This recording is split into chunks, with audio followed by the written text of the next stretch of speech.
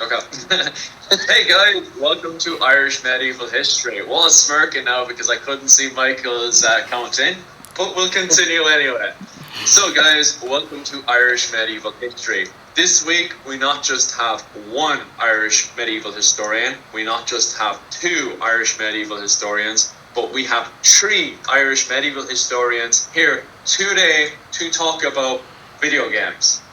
Yeah, video games. And not just any video game, Assassin's Creed Valhalla, who happened to bring out the Wrath of the Druids DLC. So that's why this week we have Mister Donlon from Mister Donlon's... Just Mister Donlon's World. And we also have Michael from Clans and Dynasties. So this week we are talking about the Wrath of the Druids. So guys, what did you guys think? We're going to throw you under the bus again. I'll never be ready. I hope you guys know this. I could be 95 years old and they'd be like, and I'm over here going like, they're going to forget, right? Maybe they forgot. Yeah, so I just finished it recently. I was definitely excited for this one. I know like a lot of you guys were. And I'll say it is definitely a DLC that in summary it's a continuation of Valhalla in the sense of all the positives that it brings, but also the negatives. It's a big DLC. It's way longer than I expected, but it also definitely subverted a lot of my expectations in the sense that I think usually what goes into people thinking when it comes to a DLC that it's just going to kind of be, you know, like an extra sword, an extra level or two. I think this one in particular definitely feels like more of the main game. But like I mentioned, with that comes the problems that were in the main game, but also, you know, the good things as well. So the attention to detail here is really high, which I would say pleasantly surprised me. But you know, they're still kind of continuing a lot of the things that people had been yelling at Ubisoft for the past couple of months. So I guess we'll get into it. Hopefully, we'll talk about. I mean, there's a lot to cover. We got the story. There's a lot of side content. There's a humongous world to explore, and that's what I usually get lost in. That's why it takes me so long to get through this stuff, because I'll spend way too much time researching it. And to be honest, I didn't expect to do that with a DLC. Usually that's a very main game kind of thing, but here there definitely was attention to detail. They definitely tried to continue the same kind of formula they were building upon from the main game. So here we are. Yeah, it's quite interesting. I did really enjoy the game myself, and I was knocked back by the level of detail they put in. Just because I was looking at the pics from the previous game, and I seen how the pics aren't really depicted. Do you see what I did there? Very well. Like they're literally dressed as barbarians. You know, they're not dressed as how the pigs should dress during that period. So it's a bit of a mess. However, when it came over to Ireland, and I was very fearful that they were going to have the Irish, you know, as the barbaric people running around in clubs and stuff. That's what I was expecting, believe it or not. But it was actually a little bit better than I expected. Now, I'm saying that the clothing is a bit mental. For instance, the royal guards to the King of Mead are dressed in Bronze Age kit. They're not dressed in the kit that they should be for that period. They're dressed like they just came out of Bronze Age. But I'm saying that story-wise, it's really good, really strong until the ending. The ending is a huge, massive curveball, and it really goes off on one. And even on top of that, going up to that with the whole paganism and stuff, it was a bit strange for that period. Mm-hmm. Would you not think so, guys? Yeah. Go ahead. I'll jump in there, Mr. Donlon. First thing, I only just completed as well, and I'd be a bit like you, like to see everything else. And the very first thing I did once I could get out of Dublin was run up to where I live and stand exactly on top of my house. I'd be like, oh, I live here. By the way, it's a bush. Back then it was just a bush. according to Valhalla. So, it wasn't a ring fort? That's disappointing. Come on, guys. It wasn't a ring fort?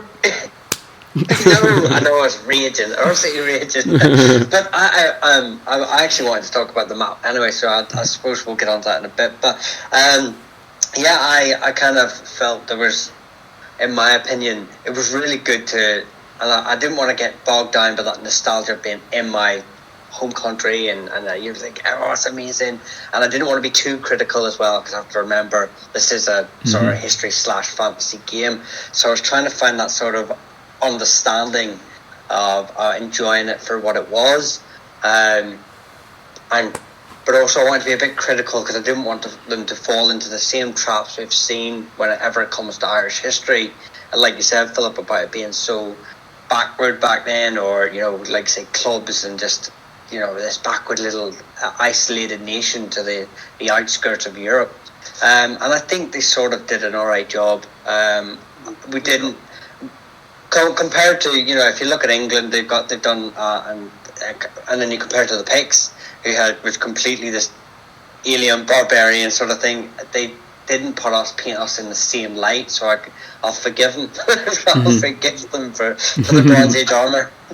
Yeah, I think it was even better still, especially with Dublin's trade. I thought Dublin's trade in it was absolutely perfect. The fact that they had trade, if you fully upgrade your trade system, you should be at the end of it being able to trade from Ireland all the way throughout the entire Middle East.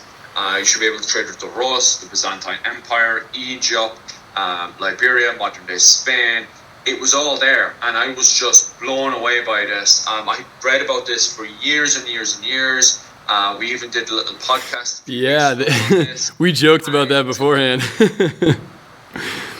It was perfect. Yeah. I loved it. I absolutely loved it. Do you guys want to add to that? Because I was blown away, really. Well, I'll jump in real fast. I think it's funny how, I'm easy to please when it comes to, gaming, when it comes to like watching a movie that's covering a historical topic. If I see references or something that feels to me like someone, did their homework on this, usually it doesn't take more than like a sentence or two, or maybe like a character line of dialogue for me to go, they made a reference to Dublin trade. But here, it's like a whole game mode. And in all seriousness, it kind of feels like they wanted this to be a very integral part of like growing connections in Ireland. I don't know. Did you guys get that vibe that they were kind of trying to it was almost like you were living through the growth of Ireland as like a major trade hub. And I thought that was a really neat way to tell the story. It almost kind of, you didn't arrive before it became a trade hub. You didn't arrive after it was already booming. You were the direct, you were in direct control of how much it boomed. And that's like, to me, that they take the whole concept, they take gaming, and that's the experience of it is what gaming is all about. So to me, that was a huge part of it. That's a big reason why I liked it, at least. For me, it was really magical.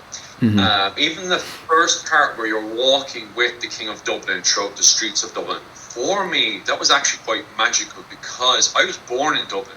I spent a good chunk of my life going in and out of Dublin. Yeah, I live in Cork, but for me, Viking Dublin is really personal. Medieval Dublin, full stop, is very personal for me. So actually walking the streets of Dublin and King Broder actually pointing out the various stops, Christchurch he points out, walks up a wee bit more, he points out the main hall.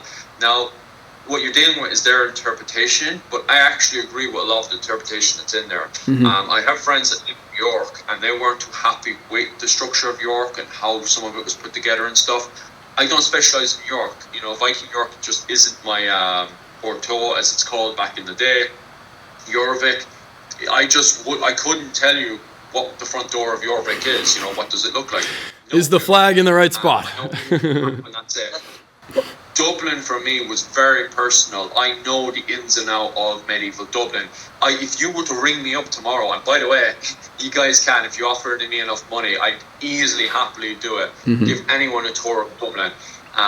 The sad news is, I need food. I need money to feed myself, so I can't do these tours. I'd love to, absolutely love to, guys. But if you were to ring me up tomorrow and offer me enough money to fly me from Asia to Ireland to give you a tour, I would give you the greatest tour ever. I am extremely passionate about the subject. I think I have some students that might take you up on that. Oh, sorry? I might have some students that might take you up on that. But when we were in the actual spot where trade was going in and out. And you've seen, it wasn't just Gaelic people, Irish people, you've seen people from all over the world. I know the main language of the game is English, so I was a bit let down that you didn't have multiple languages going off like we did in England. I remember sometimes just chilling out in England and you'd hear Norse going off in the background and you'd hear Anglo-Saxon going off in the background. We didn't really get that vibe, which was sort of a letdown. Especially when you read not the sagas and stuff, but you read the literature from the time, which gives you an idea that you have people from the Middle East coming into, like Middle Eastern poets and stuff coming into Dublin, and they would have spoken their native tongue in the streets of Dublin. So Dublin at the time, as you pointed out earlier, was extremely multiculturalism. And as you spend time progressing, you should hear more of multiple languages, which was sort of a letdown. But that's extreme detail. You know, you're talking to someone who's very hardcore into the subject. But walking the streets of Dublin and knowing exactly where everything is, it was all there. Everything was there, from where the main trade goes in and out to Christchurch, up to where, I know Temple Bar hasn't been built up yet, but that whole area, you know, exists in this world. The level of detail, and I'm not just talking about Dublin alone, the level of detail in Dublin alone was fantastic. Now, I know outside of Dublin, I mean, it wasn't as detailed. Michael, I don't know if you found your house or not in the game. Did you? No, like I said, it was a bush, just a wee bush of a thing in the. But I will say, I'll come back to that. My opinion on the whole coming into Dublin thing was I got it even before Dublin by meeting Ara. Now, this is spoiler alert if anyone hasn't played it. We will be mentioning names, locations and stuff. So, but Ara, and she's from Shiraz, and that's the person who brings you to Dublin. Not an Irish person, not an English person, not anyone else from the British Isles. It's someone from Shiraz, you know, from a far off country that brings you into Dublin. And I thought, so straight away I got that sense of like already this multicultural. And then you meet Alma, you know, that lady in the armour and the Viking gear, and I thought, another, you know, I'm not just seeing white faces, I'm seeing people of all cultures and all colours in Dublin straight away. Is it, right? If you think Dublin is just white people and you're getting worked up going, oh, you know, what are you talking about? You know, there's just Irish people in Dublin. No, there's not, you know, and you might think, oh, well, you know, there's a few Vikings in there and stuff. No, if you actually read the literature, even the poet, there's actually a poet at the time, I can't remember the actual full name. Oh, we'll get into poets. Play a big role in DLC. There's a poet from the Middle East who's actually in Dublin at the time, a really famous poet. So you have people, my main point saying is that you have people from all over the world. And as I said a few weeks ago as well, the word Fargorum, African people pops up. So you have people from all backgrounds walking up and down the streets of Dublin, mostly the markets, because they're there to sell and make money, you know. And of course they can. These are extremely wealthy goods from all over the world. And the only thing is, I was moving on to, just outside of Dublin and stuff, I did have a friend who did complain that St. Bridget's Church isn't in the game, which they thought was a bit of a letdown. So maybe, I know they have to make adjustments and stuff with the map, because they won't be able to fit all of Ireland in there. So there is some sacrifices to the larger map itself, which you see all of the southern part of Ireland. Yeah, you have to wonder how much of it is. You have to wonder how much of it's because it's a DLC too. You know, I kept thinking, to me at least, I thought, hey, if this feature was in the main game, the ingredients are there, just like how, you know, you build the Viking settlement in England, you build Ravensthorpe, and there's all these new buildings, like as you progress through the game.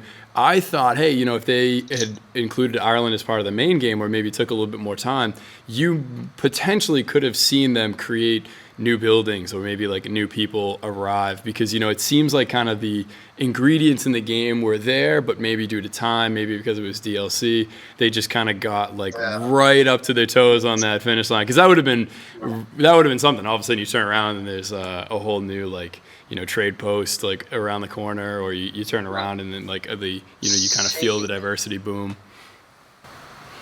I was just going to say, but the map, and obviously when I went up to my house, where my house is now, they put it in I live in a bit of a valley, and it's locally known as a bit of a valley. You would never know it's here because of modern roads and houses and stuff. And when I got in there, it was a small bowl, and I thought, did they take the topography map, shrink it down, and then just enhance the areas that they were interested in?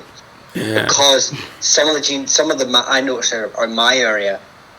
If I looked at it closely, if there's a hill, there was a bit of a hill there, if you know what I mean. It wasn't no way. That's wild. They just shrank it down. They just really have just condensed it. But then you get the places like Loch Glencar or Glencar Loch even, and it's this massive lock, and you think to yourself, well, that's not been shrank down. So, but that's obviously important to the story or a mission or something. So they've just enhanced that particular area, and because, like I say, you've got Dublin. Is this the whole sides of the Ards Peninsula? That would obviously not be the case. So that's what I kind of got from the map.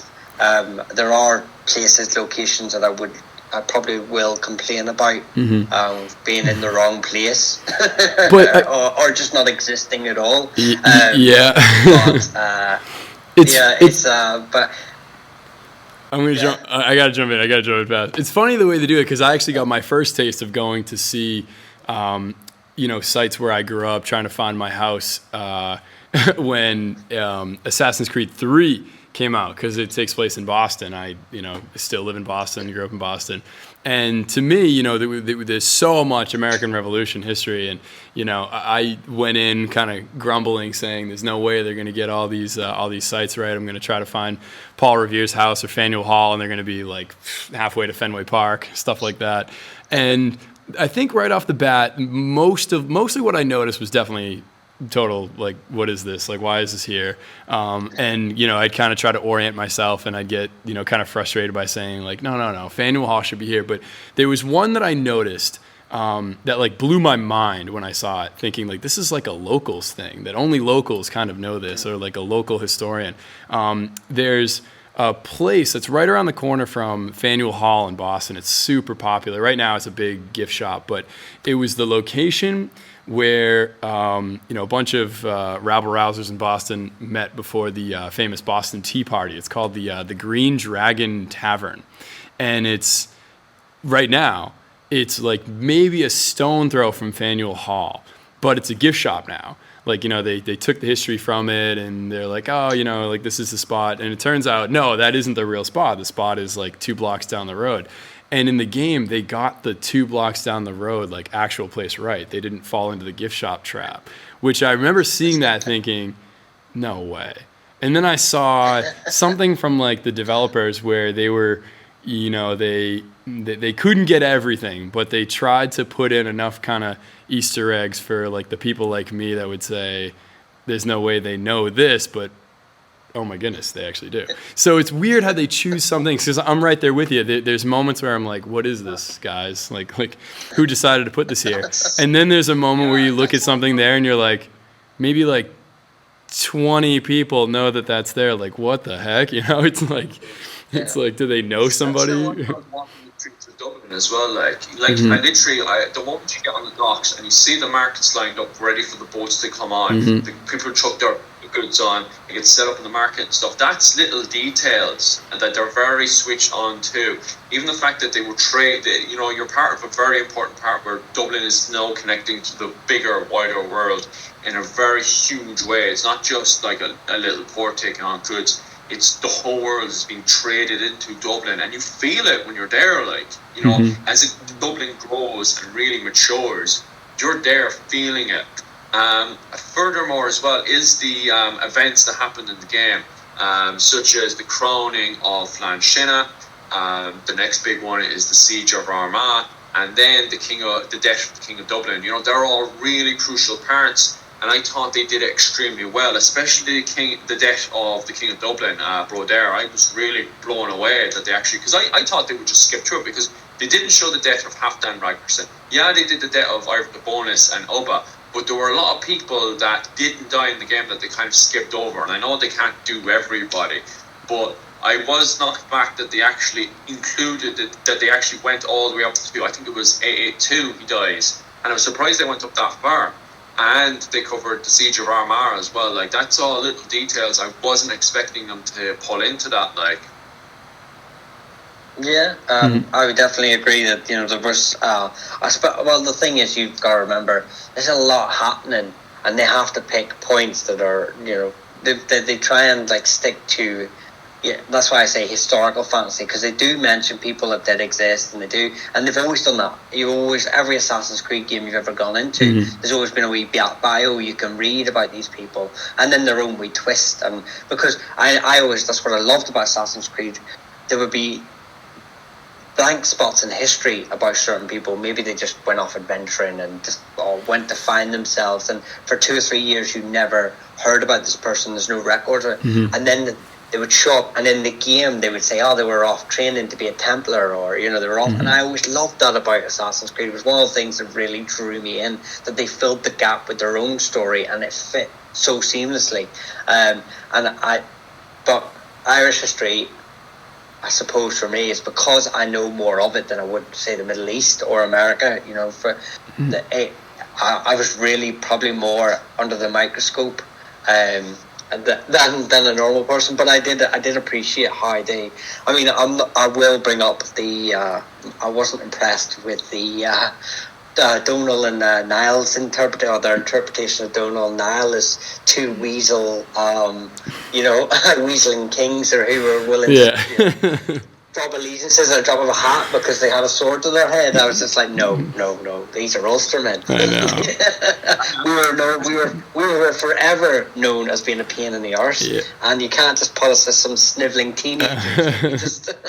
It seems like they were trying to insert a personality there, you know, like they wanted these historical figures to be a certain way, and it doesn't always no, they don't always. Yeah, you're right. They're not always teenagers in history, and sometimes it really falls flat. But I couldn't agree more with what you were saying about filling the gaps. That's kind of what makes it fun. Do you know what I think?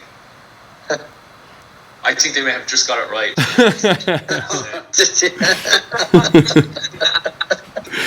Well, you know what? They know something we don't. As a southerner, you know, I just think it's all perspective. Everything right for you. You know, we're about to get involved in a very big fight here.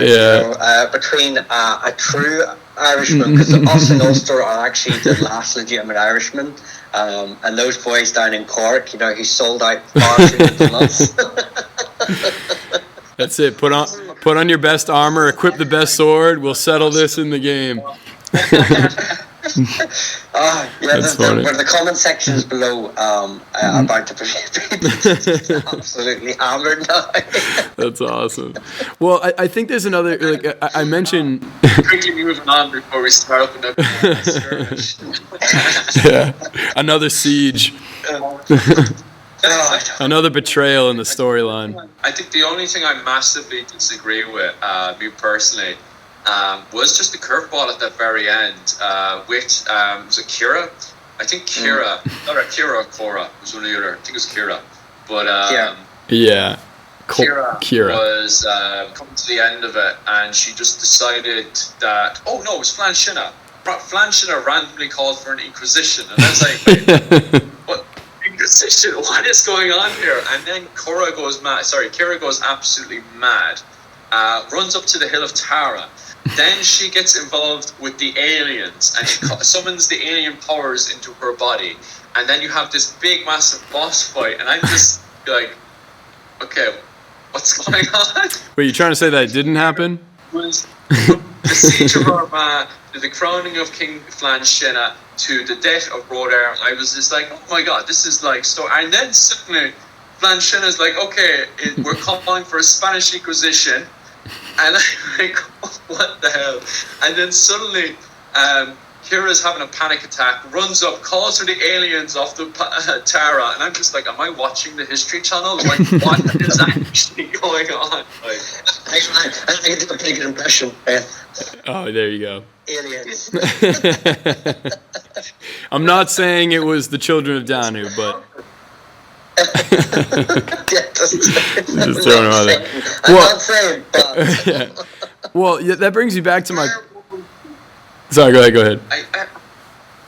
Yeah, exactly. Like the Children of Danube were really mentioned as well, and I love how they explain everything to the Children of Danube with drugs. You walk in the place and you see all this mystical stuff in the air, and it's the drugs. Mm-hmm. Now you're on drugs, and you have to fight werewolves and stuff. And I'm just like, okay, it's just new fighting types. I wasn't, just because I'm a real proper history nerd, I wasn't a fan of it. I know there's other people that may like it. But I did notice when I was reading all the reviews and stuff, I don't think anyone liked that very quick curveball at the very it's end. incredibly jarring. Sorry? It's so jarring. It really does feel like a huge tone shift.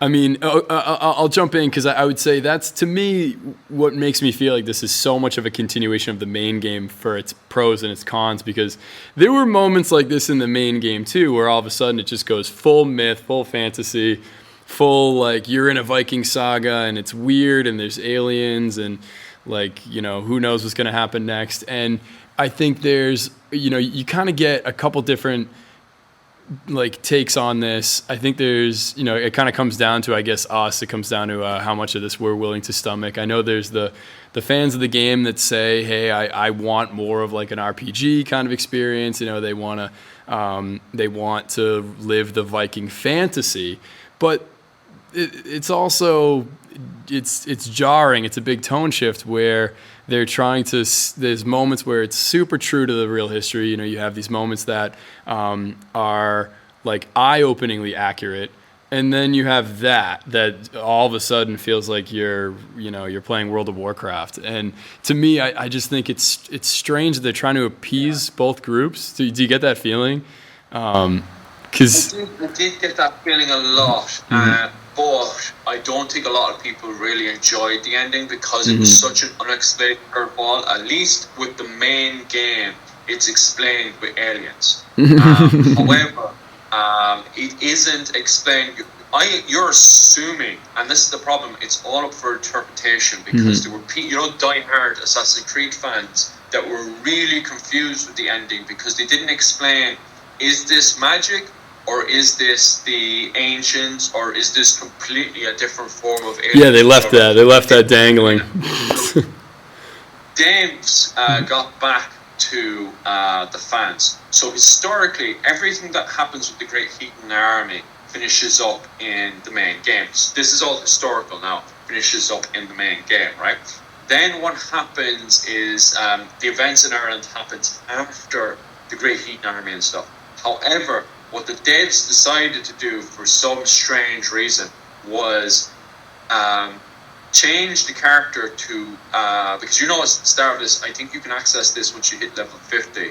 Is Michael there? He's been in that position for quite a while. It looks like it might hurt. Yeah. Yeah, I'm just thinking that, because there's no point talking if we're not being recorded. Yeah, true. He looks just frozen. Oh, no, he's gone. Oh, it's like gone. Yeah, we'll see how much we missed. I agree, by the way. I think it's important that they clarify, like, where are they veering off of in terms of history, because I think it leads to that moment where all of a sudden the ending is like, wait, what just happened? Like, why are we talking about an Inquisition? Like, why are they doing this? Because you almost get so into it, you're like, oh, they're right on pace. Like, this is so cool. And then they just, like, shank it into the woods, and you're going, what the heck is happening? Or you just kind of roll your eyes at worst. Getting it to the viewer in a second, but basically what happened was that I looked it up on Reddit and stuff, and what people on Reddit and on Facebook were saying was that they got in contact with the devs. The devs tweeted on Twitter that what they wanted to do was they wanted to set the events of Ireland halfway into the Great Heathen Army, which makes no sense, by the way. Especially the fans. The fans are like, that makes no sense, because you guys said at the start of this project that you would have the 30-second rule. So if it takes 30 seconds to look it up, it's fact in Assassin's Creed Valhalla, right? So the facts of Ireland happening midway into the Great Heathen Army would make absolutely no sense, because all those events happen after the Great Heathen Army. For example, Ivar the Bonus is the father of Border. Which they at reference least- too. So even in the game, it's like they acknowledge this weird. I mean, I get that they use Emar, but still, that they're clearly acknowledging that it doesn't really make sense. You know, it's like this is happening. It is completely mental, because like that would mean that what's his name, the main character is related to Ivan Yeah, Bonus, right. but And they how would never he not make that know him? reference. And furthermore, so Ivan the Bonus is dead. Halfdan Ragnarsson is also dead as well. In the which happens before the events of the game, but it's never clarified in the game, right? So Halfdan Ragnarsson is dead.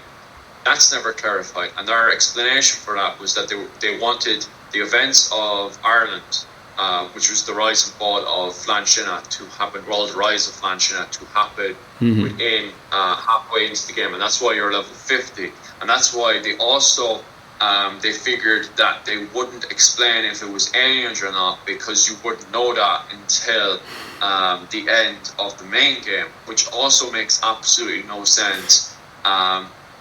Twice, by the way. First off, because what's the main character's reaction meant to be all to all this alien stuff? Like, it's just like, oh, it's aliens. And the second one is that most people who pick up that DLC have already gone way past level 50, so it makes no sense that they would just suddenly decide out of the blue to have that midway. It's all weird and silly. Where to miss? Not much. Are we still recording? How'd it go? Is it still going? Your voice recording will still be going, but we'll have a blank spot in my video recording because it was actually my phone that died. Okay. It told me I have 5% battery and I plugged my charger in and then it died. Oh, it happens to me all the time. The audio's still going strong. Looks good on my end at least. I put that back on then. What we could do is just put pictures in that. Yeah. Well, I got something here. Let's see how this looks. If we're starving for content, I was thinking if we got into the talk about how the game portrays the history behind the Druids, that we could potentially, hear me out here, get into what should have been the real Druids, and it should have been these guys right here. Oh, wait, I put in the wrong one. Hold on. Where is it? Oh, here it is. All right, feast your eyes, boys. It should be... Why is it not uploading? There it goes. It should be Assassin's Creed Valhalla, Wrath of the Fomorians. Shouldn't it? I got this vibe the entire game. I don't know about you guys, but I kept thinking that they got a lot of the Druid history a little like, let's make the Druids the bad guys, even though that's not how most of the sources say.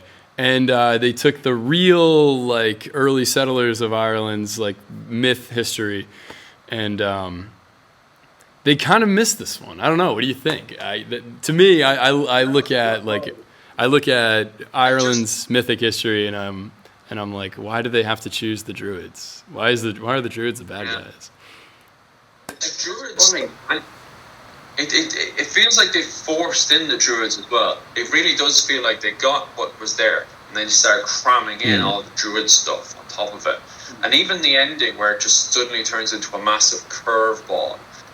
Even when you're like, so my favorite part of the game is the first half of the game, because the first half of the game makes no mentions of magic or Druids or any of that stuff. You have a hint of folklore, which makes Ireland that magical, unique place, that hint of folklore throughout, and you get little snippets of life before the coming of Christianity, which is the Ireland I grew up in. But then it's like the other half of the game, then you sit down with Kira, and she goes on about paganism and stuff, and I'm like, this is the part where they just start halfway in, they start to slowly hint that they want to drop the whole game, and then at the end, then it's like they completely drop it down. You know, you suddenly go on this roller coaster of just madness. Are we dealing with paganism? Are we dealing with pixies? You know, what's going on? Like, I didn't get Ireland's feel. I got Celtic, or what we perceive now, and I didn't get that Gaelic sort of feel to the. It didn't. Yeah. You could have put this as Gaul, or like, and I'm not even joking, like Gaul, not France, like especially like the armour, the Celtic armour stuff, and I so if I wasn't there and I didn't recognise locations and place names and stuff, I could have very easily just been somewhere else in the Celtic known world. I didn't get that traditional, and even mentions of like brave folk or any of our traditional banshees or anything like that. It could have just slipped in there for wee things there that just would have put the. I know everyone hates that whole Irish tourist thing that we sold in parts in Ireland, but even just something of that kind of injection would have really just pushed that for me a wee bit more. I think yeah, it did. It felt more like Celtic Ireland than Gaelic Ireland. It really did. Even the fact that you go on a hunt to go get Cuchulamm's shield. Don't get me wrong, I love Cuchulamm's shield. I literally, the moment I got it, I was so happy to see it. And I am still running around the map and stuff with Cuchulamm's shield. But that's old Celtic Ireland. There's nothing from that period in the game. I was talking to a friend and he was saying, and I was looking forward to it as well, is a cloak with a brooch, especially that traditional tower brooch that is of that period. It's not there. And you're like, Yeah. And Costumes really dropped the ball. Of, like, in the story, you get mentions of like the Book of Kells and even the way Flann Sinna's dressed. Flann Sinna, the top half of him is pretty alright actually. He's got his crown, which is meant to represent, his sun godness, which what he was after at the time, because he wanted his link back to the Roman Empire and to, in particular, Charlemagne. He was very much influenced by Charlemagne. That's why he announced himself as King of Ireland. And he also renamed his father, Maelshocknall I, to King of Ireland, Maelshocknall I. It was Flann Sinna that pushed and drove that. And the reason why he pushed that was because he was seeing what was happening with the Franks. He was seeing what was happening with Charlemagne. And he was like, right, I want to do that in Ireland. And you get that with the way he dresses, with the big, massive tower brooch stamped on him.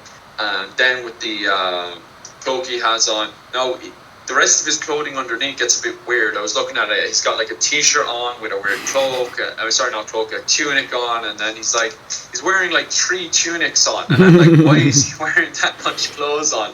And then under all of that, he also has a gambeson that goes right down to his feet and stuff. So I'm like, his clothing is really mental underneath all that. So the top half was perfect, and then I looked underneath and I was like, why is he wearing multiple tunics and stuff? Like, you're dressed like a madman. Take that all off. The designer said, add another shirt, add another garment. Yeah. My wife literally said it's like a really rich kid started to do. So in Ireland we have reenactment where we dress up as Vikings and stuff, and it was like a really rich kid is doing his first day of reenactment. He's never done reenactment before, so he's doing his view of reenactment. And so he's bought all this really expensive clothes and stuff, and a tunic each, if you're doing it correctly, will cost £100 each. So he's chucked all this on, and it's just a weird mix and match, and he's just chucked on random stuff as well. So although the top half of his body's perfect, the rest of him is weird. And the weirdest thing of all, and the thing that frustrates me, and I'm going to bitch about things now I don't like, because a lot of the game I do generally love, and I know it's Celtic Ireland, but I do love that romance at the same time. So I did love it, although it wasn't Gaelic Ireland of the Viking Age. I still kind of like the charm to it. But on saying that, the clothing was diabolical in this game. I did not like how any of the main characters dressed. Brodeur, the King of Dublin, was dressed straight out of World of Warcraft. He had this big, massive World of Warcraft padding. He had the World of Warcraft body armor. Even the crown is like kind of ridiculous too. Yeah. The crown is a big miss. Like they miss a lot. You're absolutely right. They go. way too deep into the fantasy. It's in some moments, and it breaks the immersion. I think that's kind of the question that they have to ask themselves as developers, because I think they genuinely are trying to get both audiences. I understand it. I get the goal, but at the same time, it looks so out of place that it takes me away from when they actually do recreate a really cool scene. So it's funny that you mentioned Flan, because the first scene that he's in is the Hill of Tara scene. Is like they nailed that. To me, I think they really tried to capture something that could be like a High King of Ireland kind of moment. But then you see what he's dressed in, and it's just kind of like a Halloween costume. It looks like laugh out loud funny. And it makes me think, oh man, they went to all this detail to try to, recreate what like a ceremony like this would possibly be like. They have the importance of, a famous Irish poet, poetess, whatever you want to call it. And she has a big role here. I thought I'm not a sappy guy when it comes to this stuff, but I was actually a little bit blown away by they wrote their own music for this, and they're kind of like showing off. They're like, here, we have some really talented singers, and to me, I'm like, this feels very Irish in the moment. But man, you look at some of the aesthetics, you look at the costumes, and they had to have known that this was not it. They had to have known that this is butchering what it was really supposed to look like. It's frustrating. It's frustrating. And the other person who has terrible clothing is Kira as well. She's dressed. Oh yeah. I don't know. She might be worse. Do with her. And I don't even mind her wearing boots and stuff and dressing as a man. That doesn't bother me that much, because you get like little hints here and there in literature of women dressing as men, and they're actually pointing to that because they're wearing pants. They're not wearing women's clothing or dress and stuff. So if you wore pants back then, people pointed at you. It wasn't entirely what's the word I'm looking for? Unacceptable, but it was at the same time. Like if you walked pants, people pointed at you. You're a man. That's what people blatantly said, because you're not doing a woman's role. Back then, it was in the medieval period. It was a role. You were born into the role, and that's literally, if you read the literature, that's what they say. Anytime somebody's wearing clothing that's not of their sex, you're not doing that role.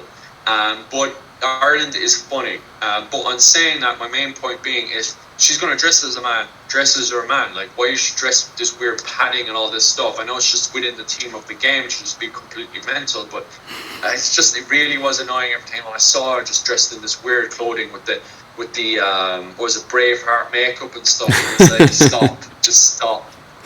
And then who was the worst one? Must be annoying how she's wearing it the whole time too. Like I'm thinking, oh, maybe this is just for like the ceremony. This isn't gonna be like this for the entire game. No, in every scene, she's got like the war paint. It's just like, why? I tell you who he looks like. Who were the group of Skyrim? The werewolves? Yeah. Yeah. You're even nicer than I am. I thought she looked like right out of the movie, like Avatar, like the one where they go to like the alien planet. I'm like, what is this? Why does she still have it on? But that's the thing as well that got to me, was the armor in the game. The armor that you unlock in that game? I've unlocked all the armor in the game. Oh, the Celtic Champions armor. All of it was useless to me. The Celtic armor, I couldn't do anything with the Celtic armor. What was the other one? The Dublin. Oh my God, the Dublin champion armor. From a historical point of view, anybody who enjoys this and likes the fantasy, I'm not ripping at you. I'm literally looking at it from a historical point of view.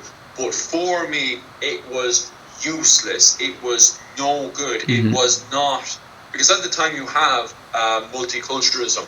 You had that kind of Norse scale feel into people's clothing, and Norse scale feel isn't just Norwegian and Irish clothing. You have silk coming in. That's why I'm saying multiculturalism, because silk doesn't come from Norway and Ireland. Shock and surprise, everyone. Somebody was trying to correct me a few weeks ago when I was talking about multiculturalism in Dublin, and I was like, the silk that they're wearing, silk does not come from Norway. I'm sorry, like it comes in from the Middle Eastern areas, in from China, into the Byzantine, then in from there, in up to the Mediterranean, up to Dublin. It comes from a very far away place to get to where. So Dublin in that period is very multicultural. So they could have gone really kind of crazy with their imagination, but instead they went back to the old Victorian 1850s look of that barbaric. They had a random Roman helmet on one kit with the padded armor from World of Warcraft and stuff. It was mental. It did look like something that belonged in the 1850s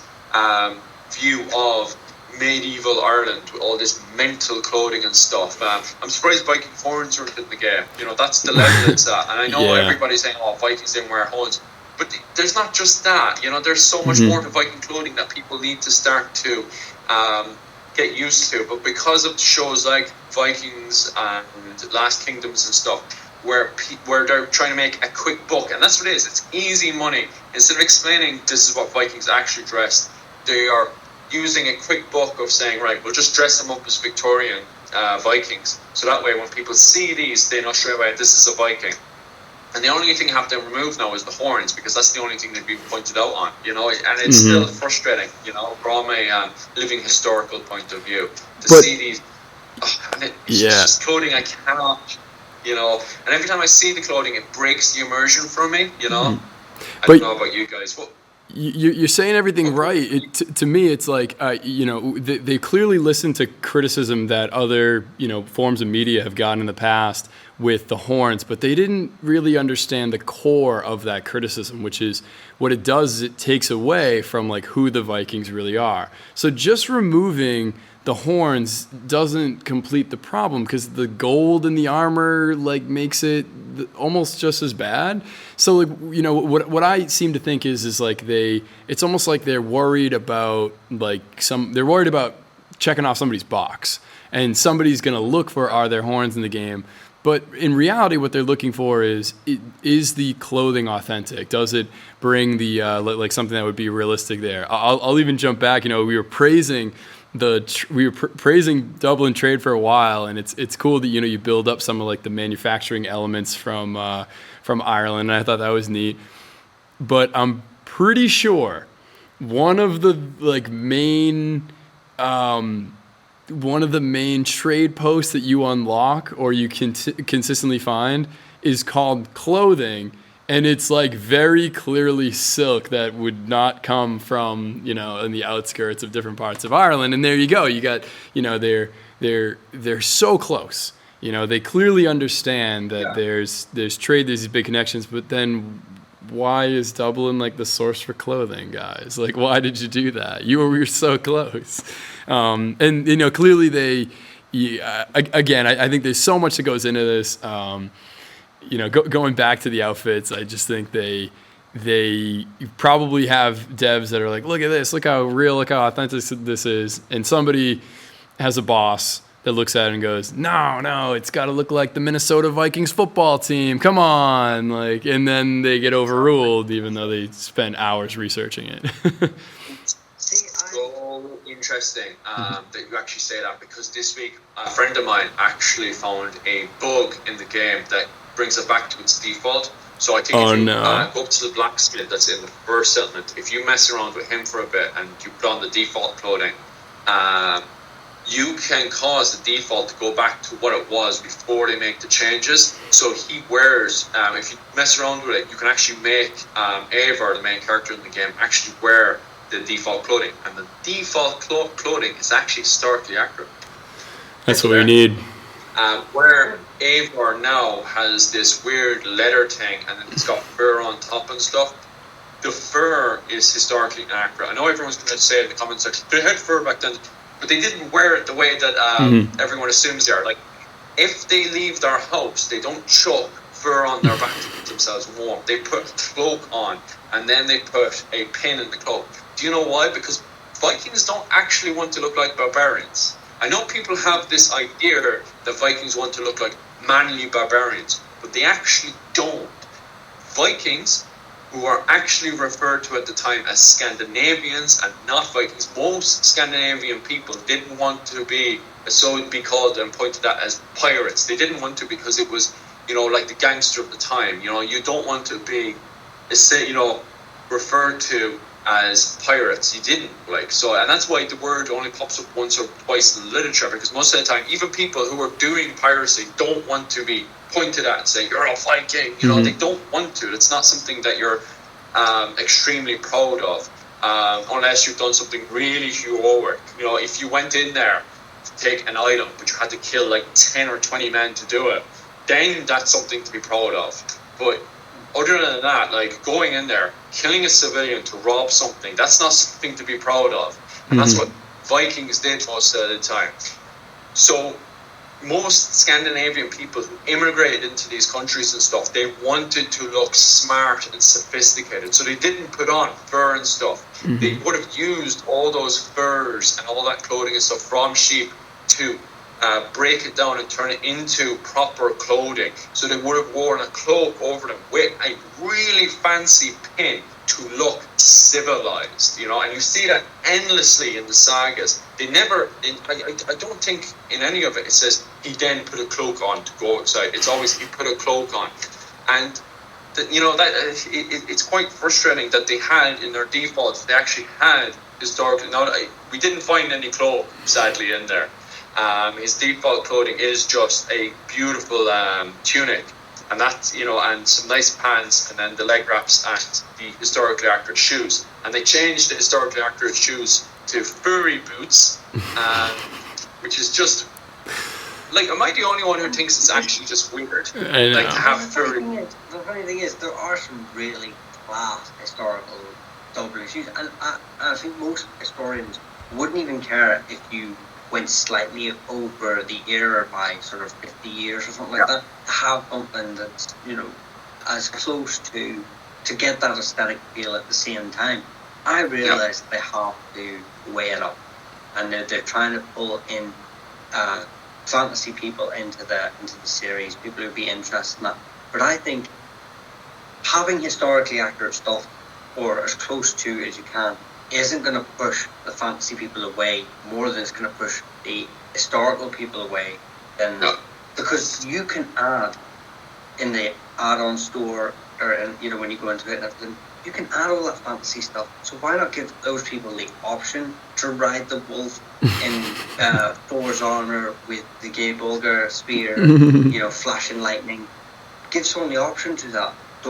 I hate the fact that it's just put straight on me. Yeah. Because it doesn't work when it's in the story. It takes away from the story.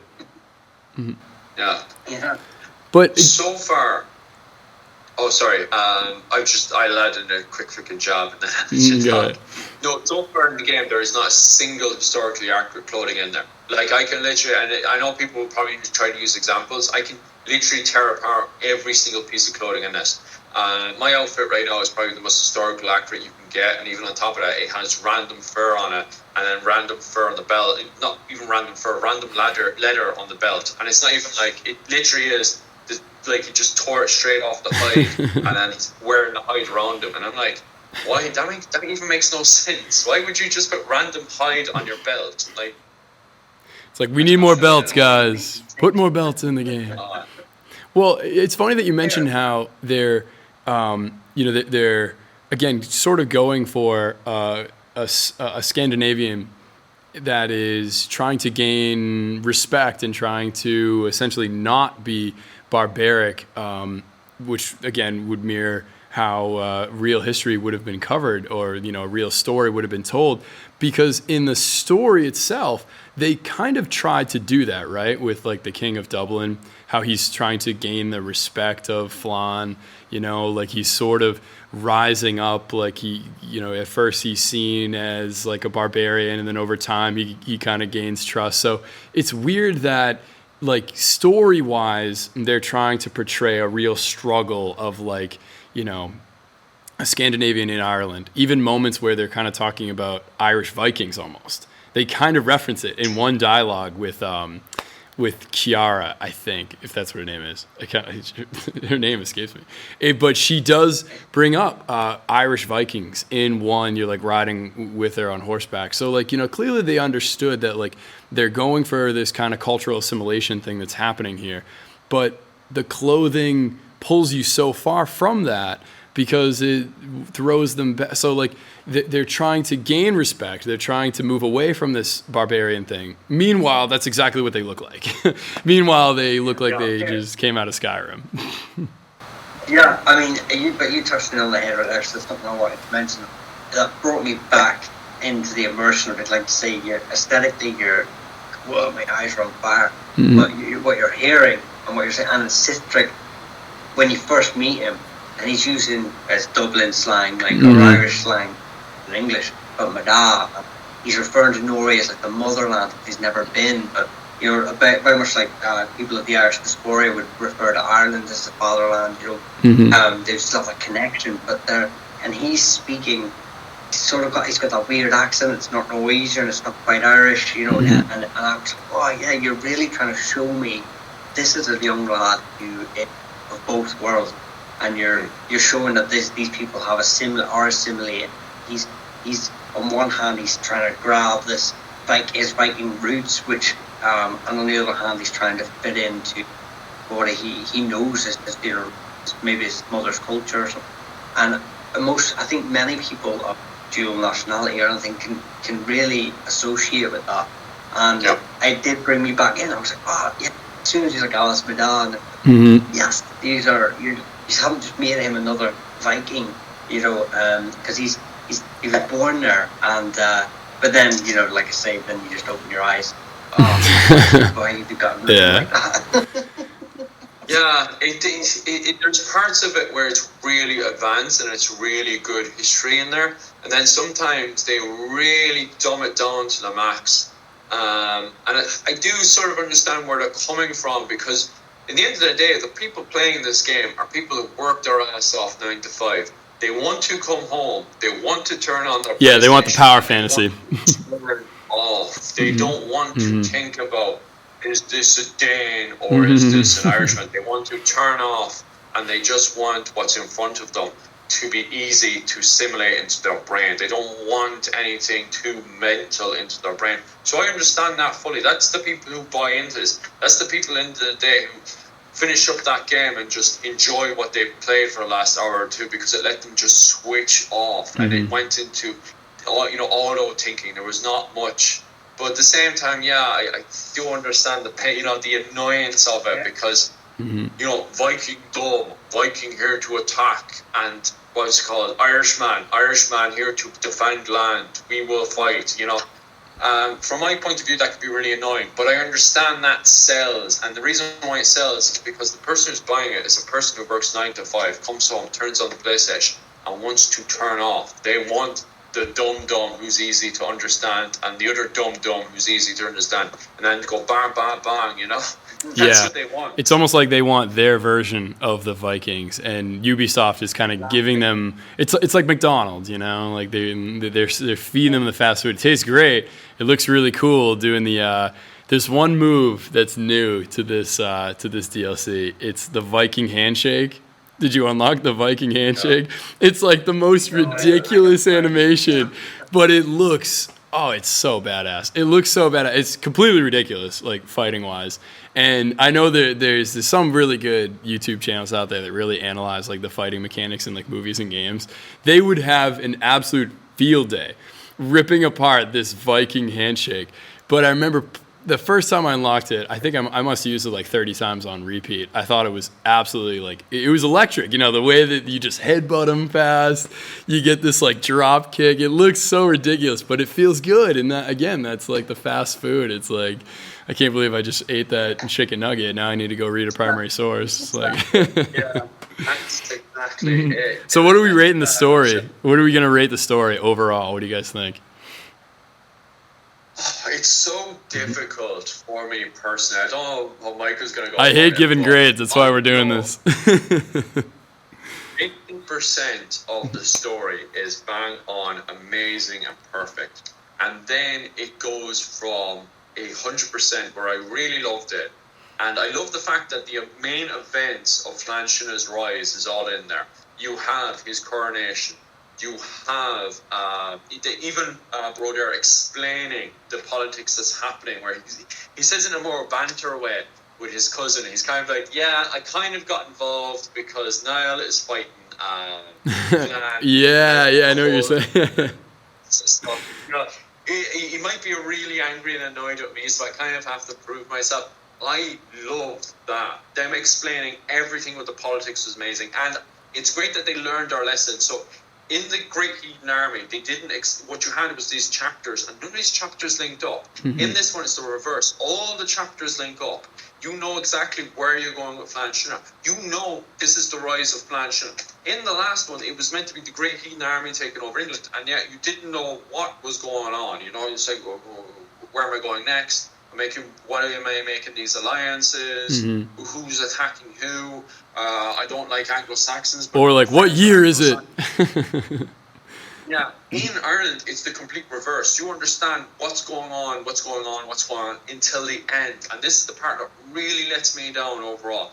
You come up to the end, and then suddenly Flanshina stands up and says, right, we're all having an Inquisition. And it's like, why are we having a Spanish Inquisition? This isn't even Spain. Why is this happening? And I know he mentions a thing about the reform. And I'm like, the reform in Ireland doesn't happen until the 11th century. So what the hell is he going on about in the 9th century? What is going on? So they randomly call for a Spanish Inquisition. Kira goes mental. She runs up and summons the space aliens to come down. And there was no explanation for this. Actual fans who are even into the fantasy part are like, what's going on? They text up the devs from Ubisoft, and then they come up with all these crazy theories of why they did it the way they did.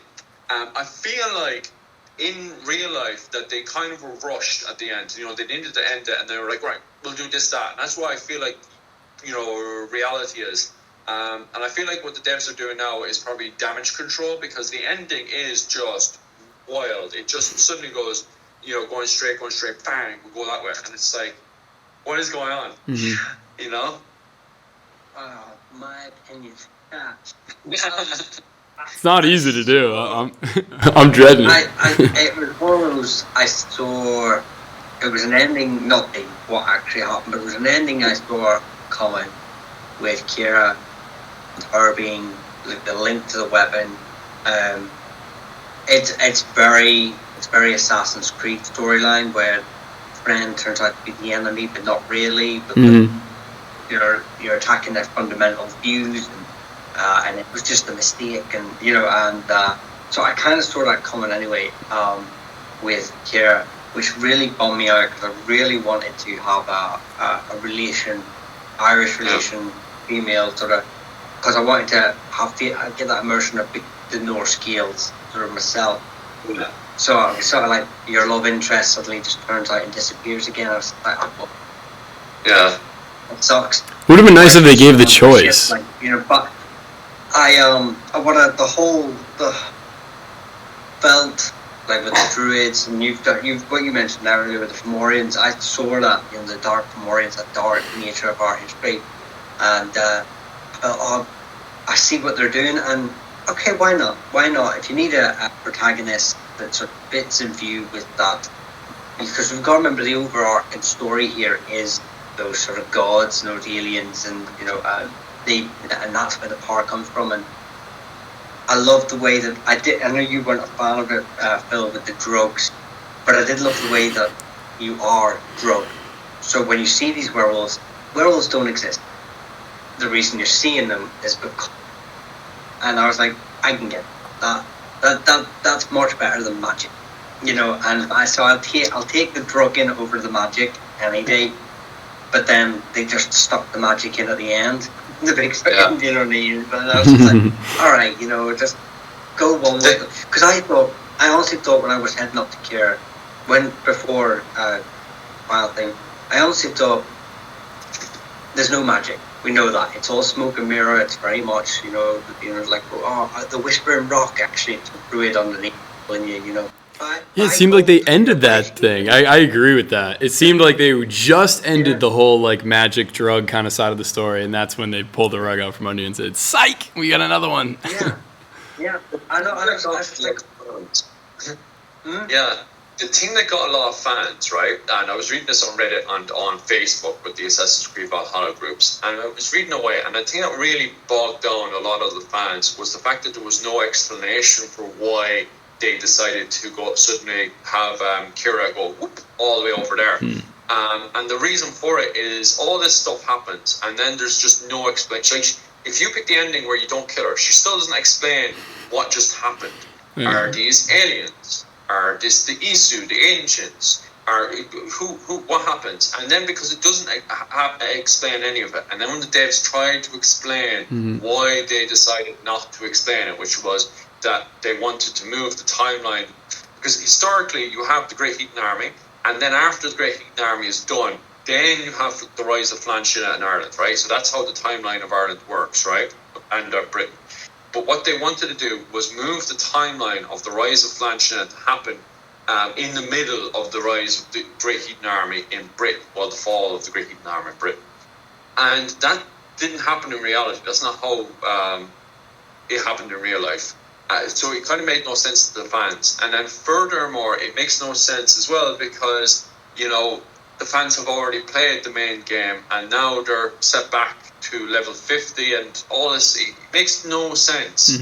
And the reason why the devs wanted to do that was that they didn't want to give away all the beans at the very end, you know, so they wanted you to play the game halfway in, then go to Ireland, and then go back to England, continue playing the Great Heathen Army, which is completely all over the place now time-wise, and then they wanted to explain who the alien people are at the very end of Assassin's Creed Valhalla, which it's just a mess now, you know, and a lot of fans, I remember I read one comment, and one person commented saying after the devs had left their reason why, they were kind of like, okay, so Kira was kind of a pointless character.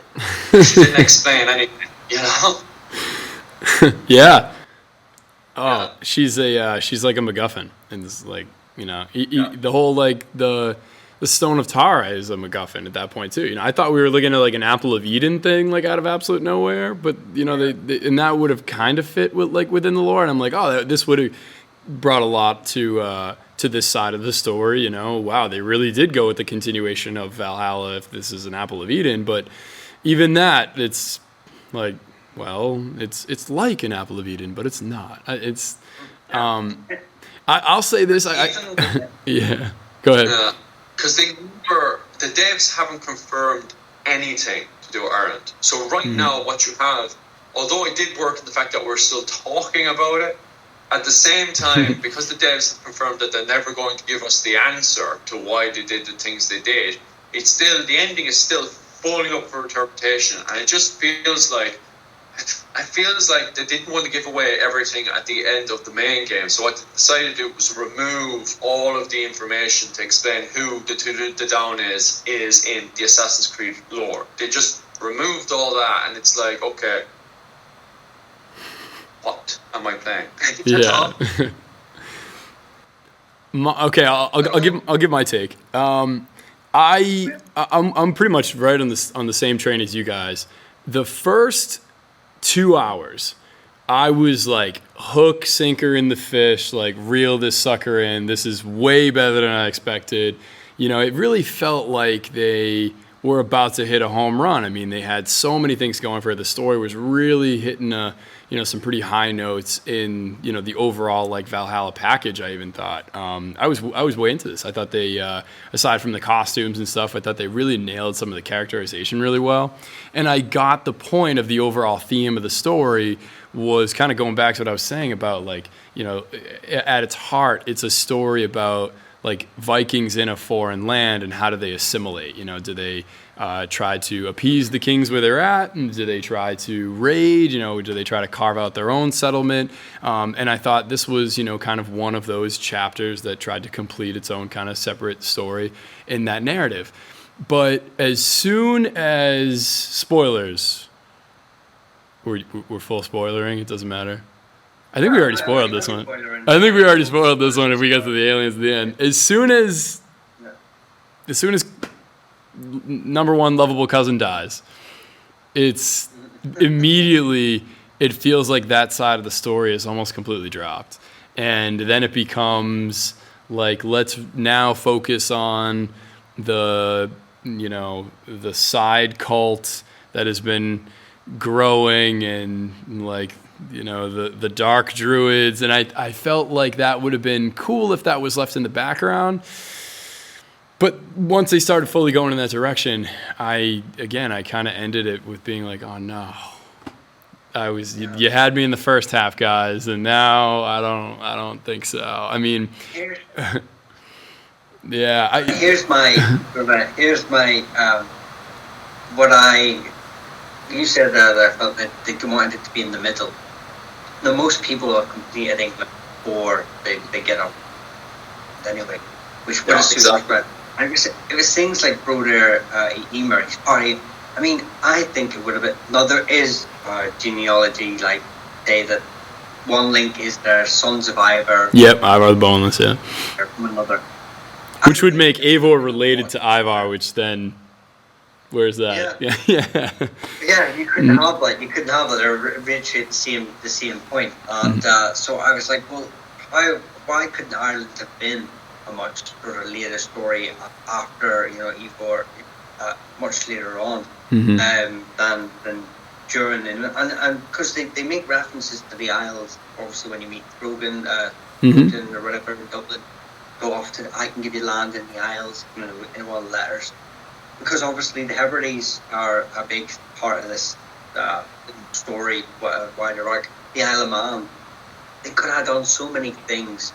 I would have been happier of less of Ireland, the Connacht Ulster, and having Dublin, Isle of Man, and the Hebrides, and having what became the Eemor territories and Crovan Dynasty's territory. That sort of area. Concentrate more on the travelling amongst the islands, and then introduce Ireland later of the Ryan of Blanchard. I think that would have brought the story in much better. You really even starting to build Dublin and see why it's so connected for themselves. I really think they just jumped. They just wanted it's almost like I feel like they got a cake and they just cut the middle. And then you go here.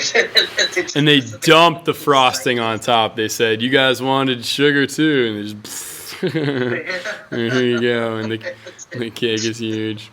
It's everyone's birthday too. They're like, "It's here it is." What'd you guys think of? So I guess if you guys go with shifting gears.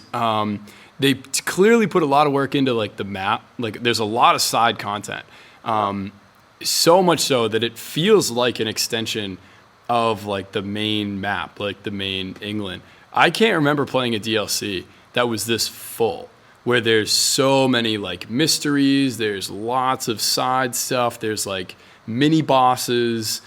They really went for a full almost second half of the main game. What did you guys think of the map, the side content, and stuff like that? How much of it did you guys cover? I want to hear Philip's view because he complained about castles in Oh, okay. And, nice. Obviously, how they didn't really exist then. So are you talking about the ring forts or the castles? To be honest with you, I actually really enjoyed going around Ireland, especially doing the artifacts of the Ian. I really enjoyed that, and then I got Cullum's Shield at the end of it, and I was so happy when I got that because it's the only. I know once again I'm bitching about this. It's it's a Bronze Age shield, and it's the only historically accurate weapon. Sorry, it's not Bronze Age, it's Iron Age shield. It's the only historical weapon you get in all of the DLC, I think. Is there anything else that's historically accurate? I don't know. You could pull. I know it's a mythical weapon, but the key. Baylor's spear. It's a powered weapon. Didn't see the weapon though. But Baylor is from the Fomorians. I feel like they wanted Fomorians, but it couldn't be Wrath of the Fomorian. Did you guys see the picture I sent you? By the way, I made some Photoshop. Did you guys see that? No, I didn't. I put it in the chat. I put some Photoshop in the chat. I fixed it for them.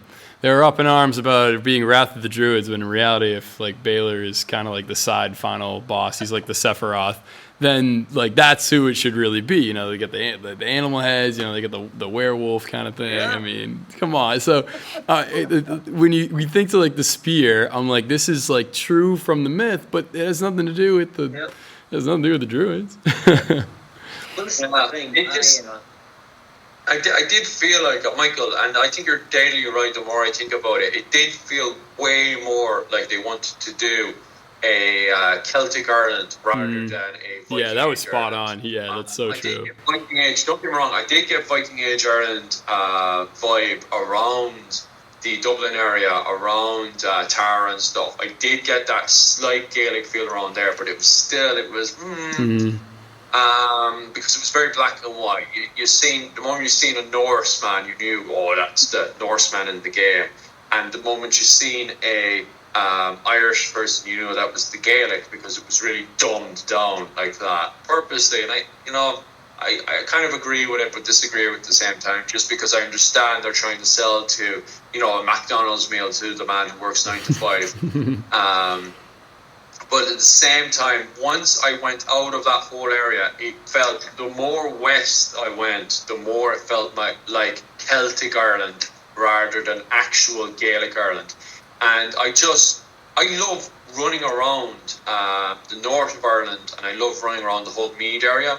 I don't like going around Connacht. It's too fantasy. It's too out there. Yeah. See, I was the same. Obviously I went straight to Ulster, and then I was sort of like, considering it was a very pastoral area anyway, because of cattle movement and stuff like that, I was like, fine, open, sparse areas, rocky areas, yeah, I can live with it. And then, like I say, I got to Connacht, I've seen Cashel Lower on the hill, and I just thought, well, for a start, Cashel Lower's not on the hill, it's beside the hill. And I was like, so yeah, I've got it in the wrong place. I actually looked that up, because I had a feeling it was wrong. I had a feeling, I was like, this doesn't feel right. I actually looked that up. I was a little disappointed. Where it is, right, I have this thing about maps of Ireland. I always plan, like, same with castles, how to attack it, how to defend it. And Sligo is a brilliant area. It's surrounded by mountains, and it would be a really good place to sort of fall back into. But in Ireland, they're not renowned for building raths or forts on mountain tops, because they're not hospitable. These sort of places that would be on there are retreats, as in you would just run up there, hide, and you wouldn't settle there for long sieges. The Highland Way. In places like you see in places like Dingle, that's a very rocky mountainous area, and there's certain places where there's just walls from over one wall on the two cliffs either side of you, or 3 cliffs. But they didn't live there. That was just a place of retreat if things stuck at the farm, But they built this thing on a rocky hilltop where you couldn't. And I was thinking, well, you couldn't get supplies up there. You couldn't live up there in Ireland. No, it's completely ridiculous. Yeah. It's West Coast Ireland for a start. I says there's no water sources. There's no, and I said, it just wouldn't. You wouldn't live there. I says, so the fact it was so. If they just put a ring. And we settled the hut, and then they had the settlement at the bottom. It was just too. Do you think they did that because I looked it up and because at first my instinct was absolutely not. Even just like looking at it from one of the viewpoints, I was like, what is that? I thought, no. Maybe I'm going to go closer to the map and it's not going to be what I think it is. No, it's not. So when I looked it up and, kind of had the same reaction you just had and thought back to how impractical it would really be, even if we were trying to make an argument for it, I thought to myself, maybe they were conscious about, like, maybe they were nervous to try to create a place for the DLC that looked so new. I think that's where I think some of the game design kind of overpowers a lot of the immersion sometimes, because part of me says that maybe they went with this look and this feel because they're like, okay, we've had castle sieges before, but never on a cliffside. And I thought, like, part of me says they were designing a level, not designing Ireland, which bothered me. I don't like that, like the design, the idea that it looks cool can trump what it actually is. And I think, you could still take the real historical design and still make a siege that is, as you just mentioned, much more accurate, much more designed to be, lower, where you're using the side of the mountains as part of the defense. But again, I think they probably just hit maybe a writer's block, roadblock, and said, does it look too similar to what we've already done? They wanted to come up with something new. I don't know. I'm torn. What do you guys think? Like I said, these settlements on cliff, and stuff like that existed. You know, you do see Dunleavy and stuff like that. You do see cliff edges used as a natural, but these aren't settlements as well. Yeah. These aren't lived in. These aren't day in, day out. Everyone's using. These are retreats or used for ceremony or used for certain points in a year. They're not, and that's where I was like, fine. Yeah, it's not a city. Put the fort up there, but it needs a town and everything. If you're gonna go mad with it, fine, but just have a bit of like common sense with it. Just Yeah. It's once again it's more Bronze Age. I think more Bronze Age Ireland that has settlements on top of mountains and hills and stuff. If you could say there is a mountain in Ireland, but anyway. Well, now we're getting into that too. It's kind of mixed match again of them just picking what they want out of all of Ireland and then just putting it together.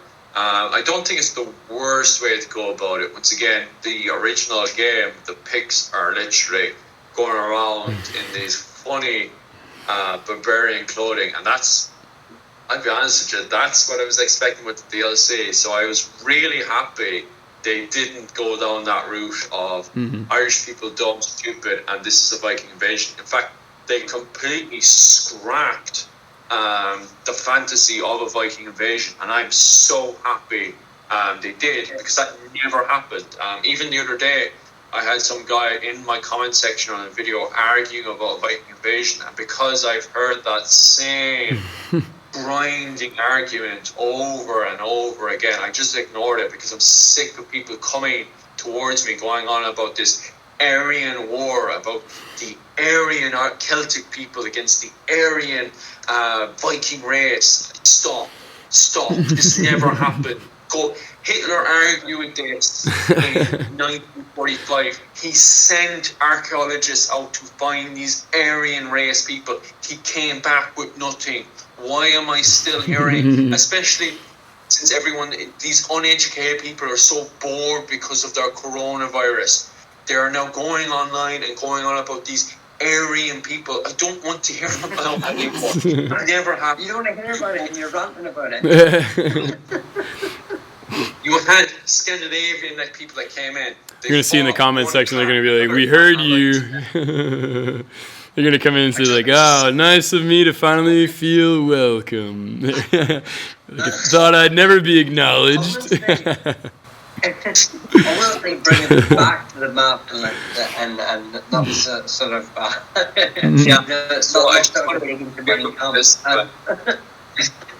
just want to conclude with this. I was happy, right? I'm really happy that it was actually better than I thought it would be, and that was the fact that we got the actual Vikings, Scandinavians coming into Ireland and mixing. Straight away, I loved that part where Broder explains the politics in Ireland. I thought that was the best way to go about it because it was such an Irish way to explain something. It's like, I have a bit of a problem with that king because of this king and that king and the other king. That's what happened. That was the reality of the Scandinavians immigrating into Ireland.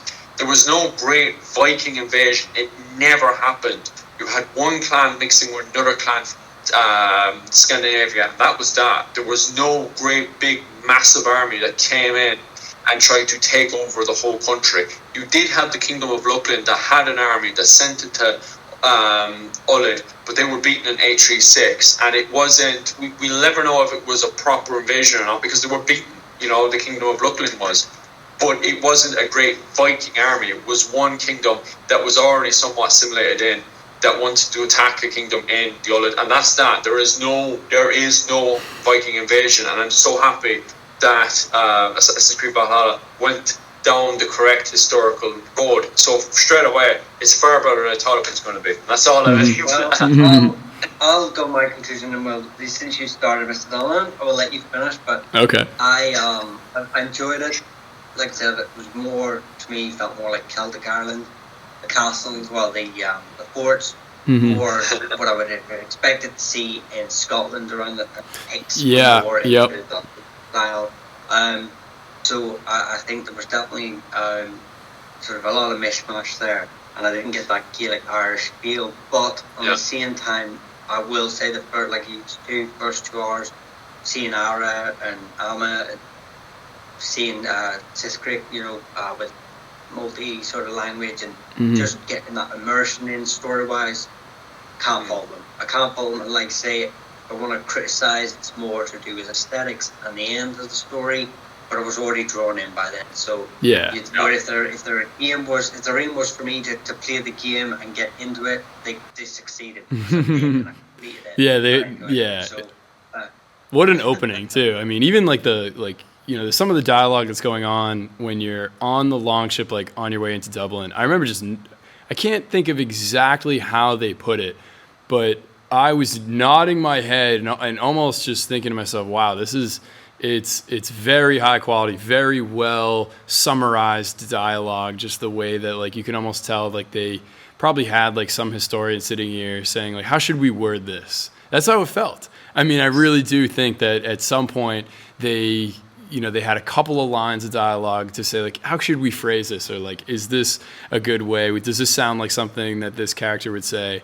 And, they sat down at a table and again, people probably said, nah, let's change it to meaning this or this. And there was one or two of those moments where you kind of felt like they let the history really tell the story, as opposed to letting like a level designer or letting somebody that's trying to create a trailer that looks fantasy to tell the story. So I'm right there with you. That first like 2 hours, it feels like they really wanted to, kind of say, oh, you expected to be in Fantasyland? Well, we're in as true to Dublin as you've seen it. And that, to me, again, that was a great way to open it.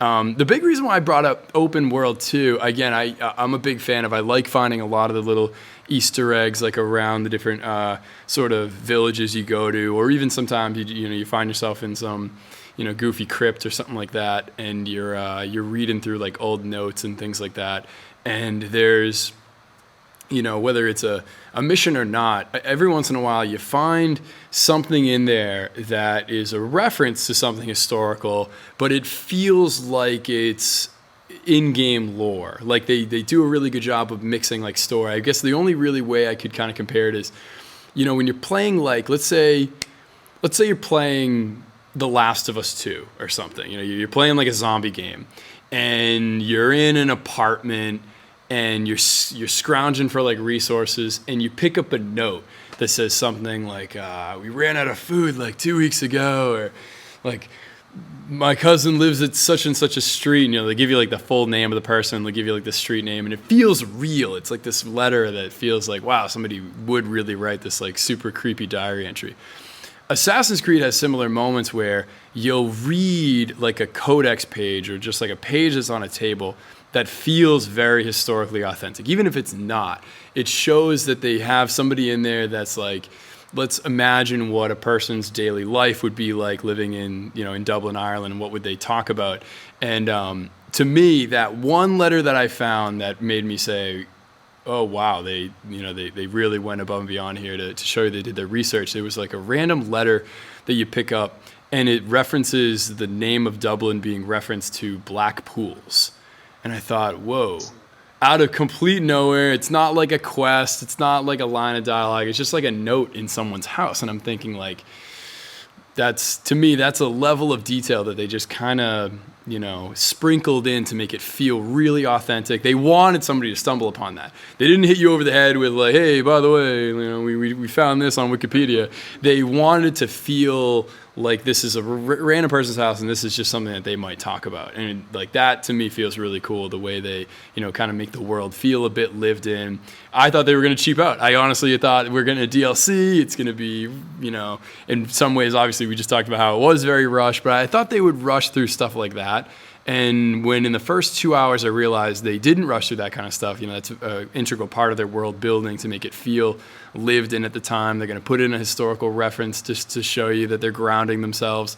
I thought, wow, that's, talk about like level to building the open world. I mean, that goes above and beyond for me. So for that, I give the open world the thumbs up.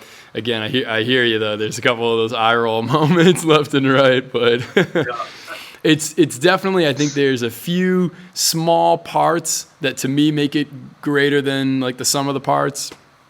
like stuff like that. But it definitely depends on like the kind of historian that you are. You know, like I'm the little detail historian.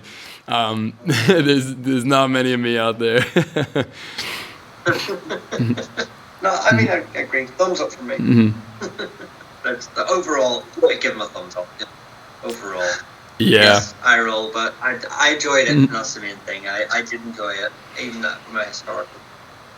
Yeah, I think overall, like I said, we've had our whinging, people might say. Yeah. Overall, I did enjoy it. On saying that, guys, thanks very much for showing up this week. I want to thank the two guys once again for dealing with the technical problems again. God, you guys are just lifesavers. The two of you saving my back again. If you haven't been paying attention, I've had massive technical problems for the last 2 or 3 weeks now, I would say. Larry, I feel so sorry for him. We're going to have him back in the show. We were meant to have him on the show last week talking about 12th century Ireland, and me and Michael were on, and we had one of the best conversations ever, right? And this is after already dealing with loads of technical problems. Finally, we fixed all of them, had one of the best shows ever, and guess what? None of the audio decided it went to record. So after thinking all the audio was there, I went to edit it. No, it didn't record anything, and I was just broken, you know. So we're definitely going to have Larry back on, and we're going to talk about 12th century Ireland again, and we're going to once again try to recreate the perfect conversation on 12th century Ireland. I don't know how we're going to do it, Mike, to be honest with you. So guys, thanks very much for paying attention. As always, I'll put down all the links below, and yeah, that's it really, guys. And as always, subscribe, and hopefully next month I can get paid. So thanks, guys. Yeah. Make sure, are you going to say Mister Donlon's channel? Make sure you get onto there too. We'll send links anyway. So. Oh yeah, the links are all going up, like.